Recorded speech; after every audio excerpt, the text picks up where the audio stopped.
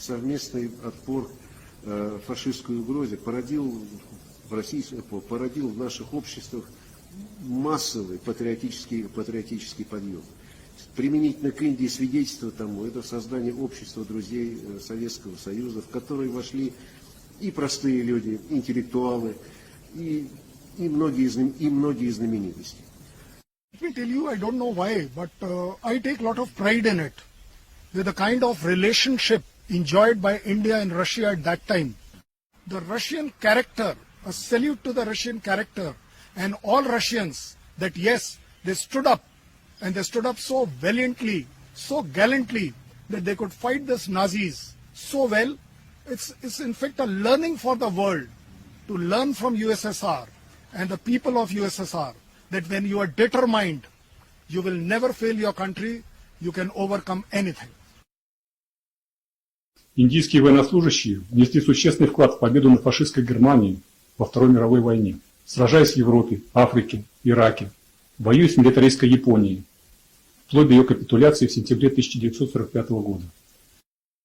Еще одно свидетельство особого характера наших отношений — забавный эпизод, который произошел в свое время в Китае с участием советского посла Александра Семеновича Панюшкина. Шло протокольное мероприятие, и ему сопутствовала необходимая для этого рассада. Панюшкин принял решение поместить индийского представителя, тогда еще Индии, входившей в состав колониальной Британской империи, на место посла Турции, что вызвало недопонимание и возмущение турецкого посла, на что Панюшкин нашелся и быстро ответил, и немедленно ответил, что это место принадлежит индийскому представителю по праву, как представителю страны, которая вносит значительный вклад в борьбу с агрессором. Одним из наиболее интересных моментов истории российско-индийских отношений является встреча 29 августа 1941 года передовых советских частей Закавказского фронта под командованием генерала-майора Толбухина с авангардом индийцев из британских частей в Центральном Иране. В дальнейшем именно индийские пехотинцы обеспечили функционирование южной части Ленд-Лиза в СССР через Иран, поставки по которой начались в ноябре 1941 года. This is that map, when that route on which India was supporting Russia. From India, it was going to Iraq, through Iran, and coming right up to Tabriz. That is where your forces were deployed at that time, which was supported. This black hard one is the route which was taken. And if you actually see it, you will find that this was one way, a distance of 730 kilometers one way. Out of this 730 kilometers, it is only 148 kilometers which had tarmac. The complete other road never existed. And you were going through Iran, where the heights were about 7,800 feet. Just imagine from a kind of the extreme road conditions, the extreme climate conditions where this route was passing through. When they were reaching Tabriz, they were crossing through areas which were minus 19 degrees. Thereby amounting to that in just 730 kilometers, you had a temperature variation of 87 degrees, which is not a normal thing to happen. Just imagine the extremities through which they were going. No roads, there's no support mechanism, and they do this journey in 3 days.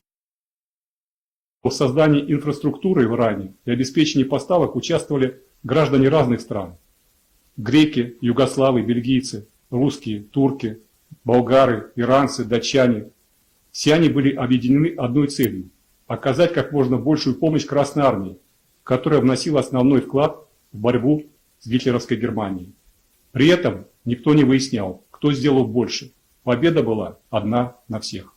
Среди наиболее отличившихся индийцев были старший лейтенант Нараян Рауникам из города Бангалор, штат Карнатака, и сержант Гаджендра Сингх из Алмары, штат Уттаранханд, награжденный указом Президиума Верховного Совета СССР от 23 мая 1944 года за успешное выполнение заданий по транспортировке вооружения, материалов и продовольствия в Советский Союз орденами Красной Звезды. Jai Hind! This salute to both those gallant soldiers, that is Subedar Nikam and Havaldar Gajendra Singh.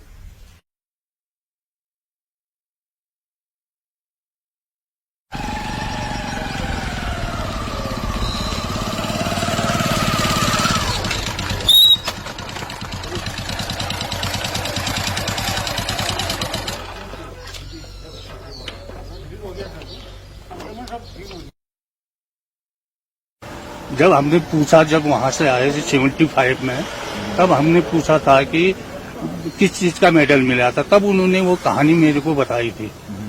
तो कि ऐसे ऐसे गोला बारूद लेके मैं जा रहा था, अंधेरा था, रात का समय था, अंधेरा था, मतलब दुश्मनों ने मेरी जांग में संगीन मार दिया।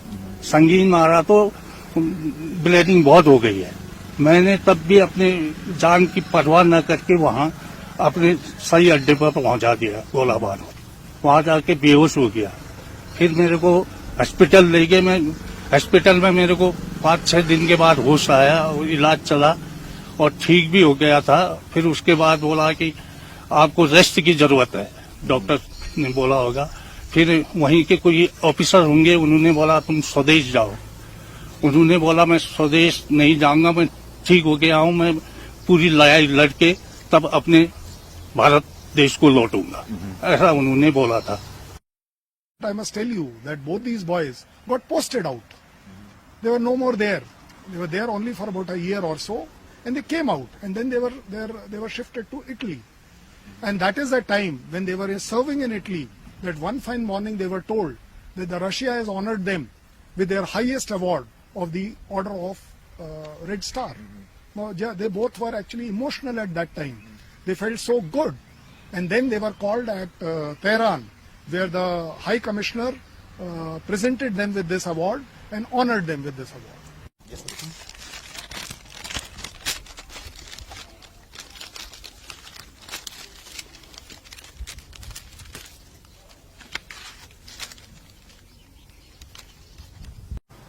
तब हमें पता चला कि वो सम्मान उन्होंने 60 में वो पेंशन आ गए थे। A very interesting fact about the Russians' character, the kind of recognition, the kind of respect, they kept giving a special pension of 15 rubles per month to both these individuals till the time they were alive. Which one should not see it in terms of finance, 15 rubles, but one must see it as a gesture of acknowledgement, appreciation for life, that we acknowledge to give you this as kind of respect, not as kind of to compensate anything. Современная Россия не забывает героев Великой Отечественной войны. По инициативе министра обороны Российской Федерации генерала армии Шойгу под Москвой на территории военно-патриотического парка «Патриот» создается музейный комплекс «Дорога памяти». В его экспозиции будут представлены сведения и об индийских военнослужащих, старшем лейтенанте Нараяне Рауникаме и сержанте Гаджендре Синхе. Это поможет сохранить историческую память, обеспечит преемственность российско-индийского сотрудничества, будет способствовать патриотическому воспитанию молодого поколения наших стран. Теперь индийцы, посещая Россию, смогут прийти и поклониться героям-соотечественникам, испытать чувство гордости за их неоценимый вклад в дело Великой Победы, рассказать об этом своим родным и друзьям. Мы все должны помнить тех, благодаря кому живем.